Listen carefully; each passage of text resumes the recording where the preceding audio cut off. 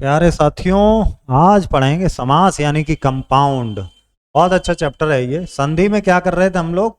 वर्णों को अलग अलग कर रहे थे। समास का मतलब क्या, जरा उदाहरण से देखो। हवन के लिए सामग्री, क्या कर दिया? हवन सामग्री। बीच के शब्द हटा दिए, छोटा कर दिया, संक्षिप्त कर दिया। चार रास्ते हैं, यहाँ देखो। चार रास्ते हैं, एक, दो, तीन। चार राहों का समूह यानी कि चौराहा।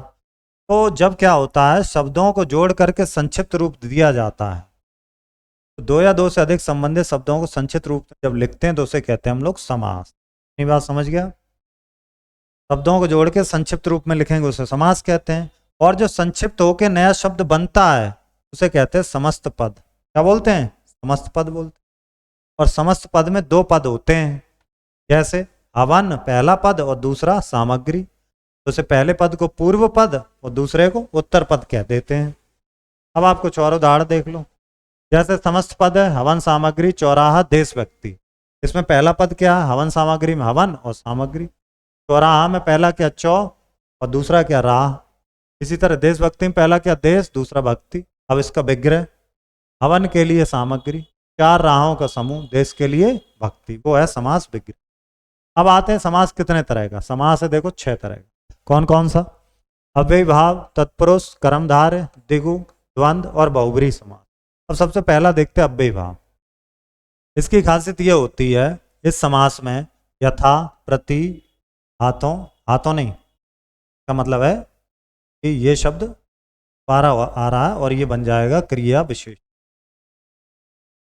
आप ऐसा समझो, इसका जो आने वाला पद है वो आपका अव्यय होता है, आगे वाला, जैसे नी, यथा, आ, भुख, इस तरह के शब्द। और पहला पद इसमें प्रधान होता है और समस्त पद क्या बन जाता? अव्यय। अब यथाशक्ति मतलब शक्ति के अनुसार, प्रतिदिन, प्रत्येक दिन, निसंदेह, संदेह के बिना, यथासंभव, जैसा संभव। आजन्म मतलब जन्म से लेकर, भुखमरा, भुख से मरा हुआ। अब आ जाइएगा तत्पुरुष समास। इसकी क्या खासियत है? जिस समास का उत्तर पद प्रधान हो, यानी कि बाद वाला मेन होता है, उसे तत्पुरुष समास कहेंगे। और इसकी क्या दूसरी खासियत है कि तत्पुरुष समास में अगर विभक्ति हम लोग देखें तो इसमें विभक्ति को हटा देते। अब ये विभक्ति क्या चीज है?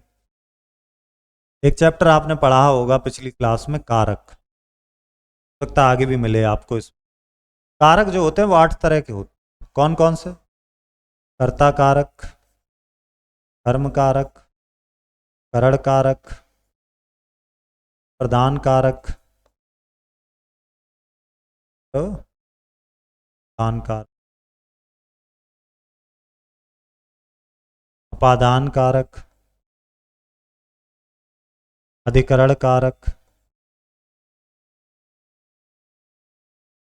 संबंध कारक और संबोधन कारक।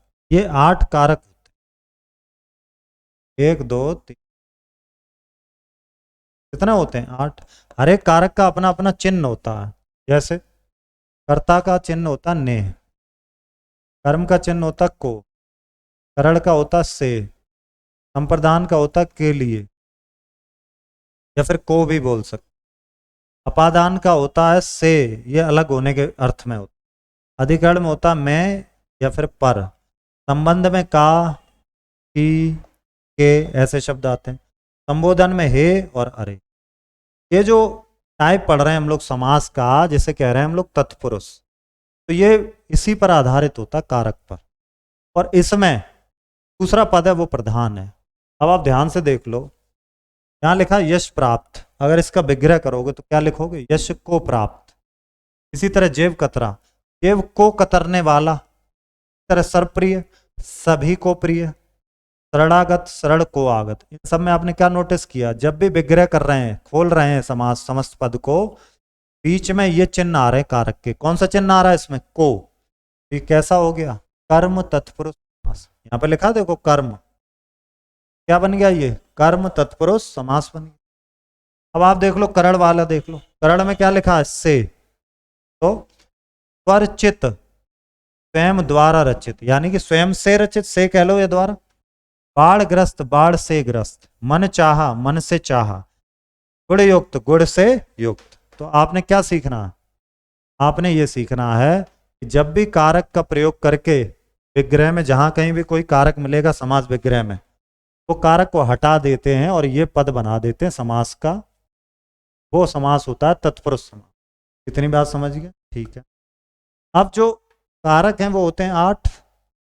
जब आप समास का प्रयोग करते हैं तो बोधन कारक नहीं आएगा, न कर्ता कारक। ये चिन्ह आपको मिलेंगे, को मिलेगा, से मिलेगा, के लिए, को, से, मैं, पर, काकी के, ये मिल जाए। तो 6 कारकों का प्रयोग करके ये बनते हैं, इसीलिए इनके कितने प्रकार हैं? 6। पहला प्रकार हो गया कर्म तत्पुरुष, दूसरा हो गया करण तत्पुरुष। अब आगे बढ़ रहे हैं हम लोग, ध्यान से देख लो आप। अब तीसरा प्रकार हम लोग देखेंगे इसका संप्रदान। तो के लिए देखो, रसोई घर, रसोई के लिए घर, बस अड्डा, बस के लिए अड्डा, सवारी गाड़ी, सवारी के लिए। तो क्या नाम हो गया? संप्रदान तत्व। इसी तरह इसका अगला प्रकार देखते हैं, चौथा। अपादान में क्या था? से। कौन सा से? अलग होना। कर्ज मुक्त, कर्ज से। कर्महीन, कर्म से हीन, है ना। और देख लो जन्मांध, जन्म से अंधा, से। ये अगर आपको पहचान करनी किसी भी समास की, आप उस शब्द का समस्त पद है, सामासिक पद है, उसका विग्रह करो, उसको तोड़ो, खोलो, आपको समझ में आ जाएगा इसमें कौन सा समास। संबंध में क्या आता? काकी के, राजपुत्र, राजा का पुत्र, रामदास, राम का दास, राष्ट्रपिता, राष्ट्र का पिता, प्रभु कृपा, प्रभु की कृपा। इसी तरह अधिकरण क्या आता? मैं पर, वनवास, वन में वास, आप बीती, आप पर बीती, यानी कि खुद पर बीती, ध्यान मग्न, ध्यान में मग्न, घुड़सवार, घोड़े पर सवार। ठीक है। आइए अब है नंबर तीसरा सवाल, मास कर्मधार है। इसकी बहुत अच्छी खासियत है। कर्मधार की क्या है कि इसमें जो उत्तर पद है वो प्रधान है, और जो इन दोनों में जो पद आते हैं, एक विशेषण होगा, एक विशेष्य होगा, या फिर उपमेय होगा, उपमान होगा, उपमान उपमेय। समझो जरा, यहाँ पे लिखा कमल नयन, पहला पद है कमल, दूसरा पद है नयन। तुलना हो रही है कि नयन कैसे हैं? कमल के जैसे। तुलना हो रही है। तुलना अगर कहीं हो रही तो कर्मधार है। ये देखो नील कमल, पहला पद है नील यानी कि नीला, दूसरा पद है कमल। नीला विशेषण होता है, कमल संज्ञा शब्द है। संज्ञा शब्द है तो जिसकी विशेषता बताते हैं उसे कहते हैं विशेष, और जो विशेषता बताता है उसे कहते हैं विशेष। कर्मधारय की क्या खूबी है? पहला आपका विशेषण, दूसरा विशेष्य, पहला आपका उपमान, दूसरा उपमेय। ठीक है। अब जैसे और देख लो, महाकवि यानी कि महान है जो कवि, चरण कमल, कमल के समान चरण, कविवर, कवियों में है जो श्रेष्ठ यानी कि वर, पुरुषोत्तम, पुरुषों में है जो उत्तम। अब देखें दिगु समास क्या? दिगु, दिगु और आसान है। दिगु समास में क्या आपको मिलेगा? पहला पद जो है वो आपको क्या बताएगा? संख्या बता देगा। 9, 4, 7, 6, 5 सब में संख्या है। जैसे पंचवटी, 5 वटों का समूह, षटभुज 6 भुजाओं का समूह, सप्तऋषि 7 ऋषियों का समूह, चौमासा 4 महीने यानी कि 4 मास का समूह। अब अगला आ जाओ द्वंद्व समास। द्वंद्व में क्या खासियत? द्वंद्व की खूबी यह है कि जब आप इसका विग्रह करोगे तो और मिलेगा, या फिर या मिल सकता है, या अथवा मिल सकता है। और इसमें दोनों पद प्रधान है, ये नहीं कि पहला कि दूसरा। गुरु शिष्य, गुरु और शिष्य, आगे पीछे, आगे और पीछे, सीता और राम, राजा रानी, इस तरह से। अब आखिरी देख लो बहुब्रीहि, यहाँ बहुत ध्यान देना पड़ेगा आप। बहुब्रीहि में क्या होता है? न तो पहला पद प्रधान है, न दूसरा कोई तीसरा पद आता है। इसमें कोई भी पद प्रधान नहीं होता, कोई भी मेन इसमें पद नहीं। जैसे दशानन, 10 आनन यानी कि 10 सिर हैं। कौन है वो? रावण। अगला अर्थ निकल रहा है। श्वेतांबर, श्वेत है अंबर यानी कि सरस्वती, कपड़े सफेद कौन पहनती हैं? सरस्वती। त्रिलोचन, 3 लोचन, जिसके कितने? 3 लोचन, शिव के। मुरलीधर, मुरली धारण की है जिसने, अर्थात कृष्ण। चंद्र मौली, मौली मतलब क्या होता है? सिर, शिखा, जिसके शिखा पर चंद्रमा है, कौन है? शिव। जो तीसरा अर्थ बताते हैं वो होते हैं आपके बहुब्रीहि समास। अब होता क्या है, कहीं कहीं जगह पे दोनों समास में कॉमन चीजें आ जाती हैं। जैसे देखो कर्मधारय समास में क्या और बहुब्रीहि समास में फर्क क्या, अंतर क्या? कर्मधारय समास में उत्तर पद प्रधान है, और पूर्व पद और उत्तर पद में कैसे संबंध होते? विशेषण और विशेष्य का। जैसे आप समझ लो महात्मा, महान है जो आत्मा, महान हो गया विशेषण, आत्मा हो गया विशेष। और जबकि बहुब्रीहि समास में कोई भी पद प्रधान नहीं है, समस्त पद का अर्थ जो है वो एक अलग अर्थ निकालेगा। जैसे देखो पीतांबर, पीले हैं वस्त्र जिसके, पीला रंग भी तो है, पीले वस्त्र, ये कर्मधारय भी हो सकता और ये विशेषण भी हो सकता। लेकिन अगर वो अलग अर्थ निकाल देगा, कर्मधारय नहीं कहलाएगा, फिर वो कहलाएगा बहुब्रीहि। बात समझ रहे नहीं समझे? देखो, अगर मैं लिख दूं नील कमल, इसका मतलब क्या है? इसका मतलब है पीला है जो कमल, तो मतलब हो गया क्या है जो कमल। एक हो गया विशेषण, एक हो गया विशेष। केवल कमल की बात हुई नीले, और तो कोई तीसरा अर्थ तो आया नहीं। अब अगर मैं यही लिख दूं नीलकंठ, यानी कि नीला है कंठ जिसका, नीला है कंठ जिसका, इसका विग्रह हो गया। अर्थात शिव, भगवान शिव का जो कंठ है कैसा, वो नीला। अब ये अलग अर्थ निकल गया इसका। जब भी किसी का अलग अर्थ निकलेगा वहां पर हमेशा क्या होगा, बहुब्री ही होगा। ठीक। अब इसी तरह से अंतर देखते हैं हम लोग आगे। अलग अर्थ अगर निकल रहा है तो बहुब्री, बस सीधा से समझ लो। द्विगु और बहुब्री में क्या अंतर है, चलो इसको समझ।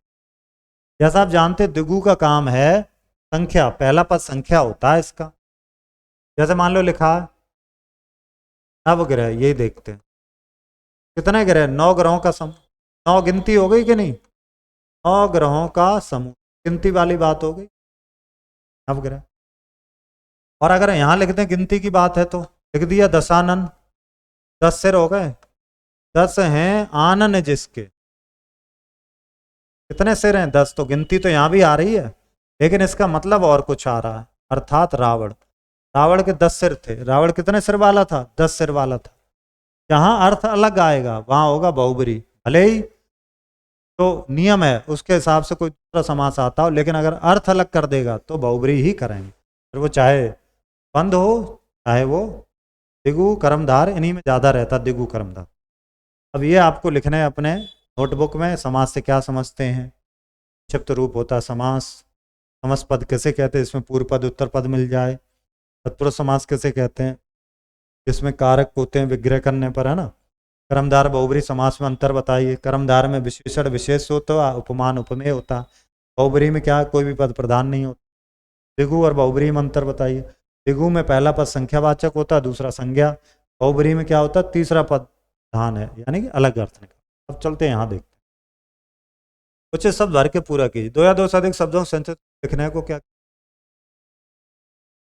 संक्षिप्त होकर जो नया शब्द बनता है उसे क्या कहते हैं? कहते हैं समस्त पद या सामासिक पद। समस्त पद में कितने पद होते हैं? 2। पहले पद को पूर्व पद, दूसरे पद को उत्तर पद कहते हैं।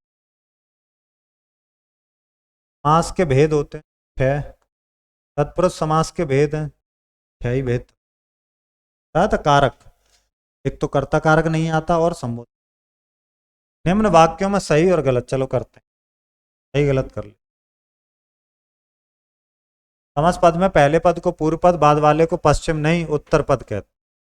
तो समास का पूर्व पद संख्यावाचक। तत्पुरुष समास के 8 भेद नहीं। द्वंद्व समास के दोनों पद प्रधान होते और शब्द का लोप हो जाता। समास के कुल 6 भेद होते हैं। बहुब्री समास के तीनों पद प्रधान, 3 पद मिलान कर। अन्य जल, गैस लगता है योजक, वो हमेशा होता द्वंद्व। नीलकंठ, कंठ किसका है? शिव, बहुब्री समास। त्रिलोक, दिगु, संख्या आ गई। आजन्म, अव्ययी भाव। पुरुषोत्तम, पुरुषों में है जो। आगे देखिए, विग्रह कीजिए समास का भेद। मुरलीधर, मुरली को धारण करने वाले, मुरली को धारण करने, छोटे बॉक्स बनाए, अर्थात कृष्ण। ऐसा हो गया जब अर्थात लग गया, क्या बहुब्रीहि समास। राधा कृष्ण, राधा और कृष्ण।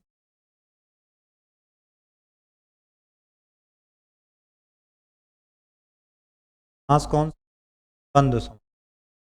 सप्त ऋषि, 7 ऋषियों का समूह। 7 ऋषि।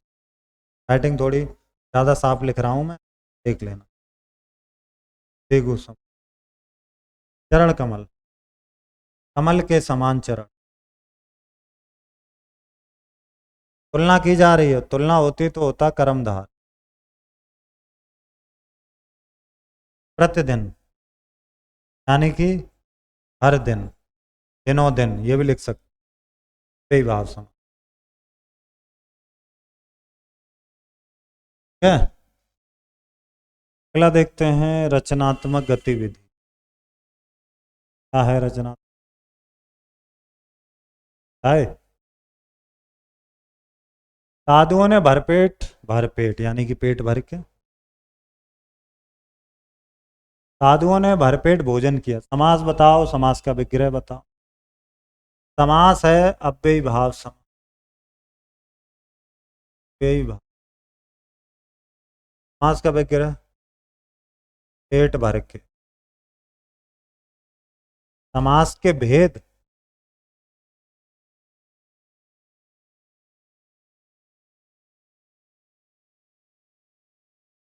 क्या मतलब? समास का नाम लिख के अव्ययी भाव समास, समास विग्रह कर लिया।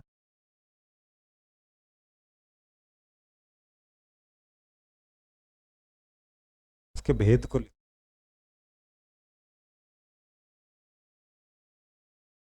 ये तो एक ही है ना अव्ययी भाव, और इसमें तो कोई भेद है नहीं। बड़े साधु जी ने अन्न जल त्याग दिया। समास कौन सा अन्न जल में? द्वंद्व सम। ठीक है, विग्रह क्या है? अन्न और जल। बड़े साधु सामान्य साधु नहीं, महात्मा है। आत्मा कौन सा समास है? कर्मधार है। विग्रह क्या? महान है जो आत्मा।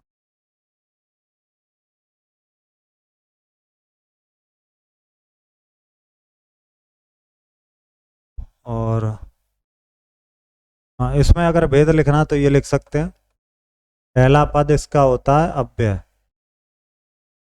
ठीक है, पहला पद प्रधान है।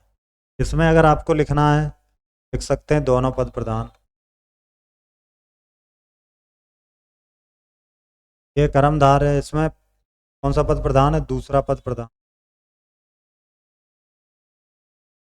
संबंध किसका? विशेषण विशेष। सप्तऋषि, भृगु समास,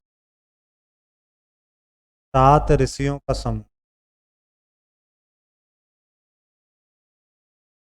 क्या है? पहला पद है इसमें संख्यावाचक।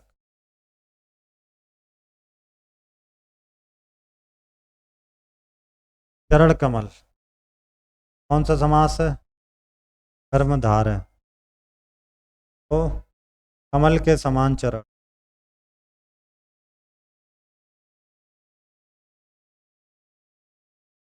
ये क्या है भाई? ये हो गया आपका पहला पद इसमें चरण और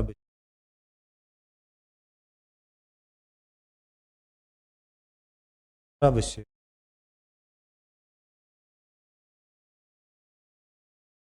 लेकिन यहाँ पर क्या है? मान और का क्या है? उपमेय। ठीक है, उपमान। अब चल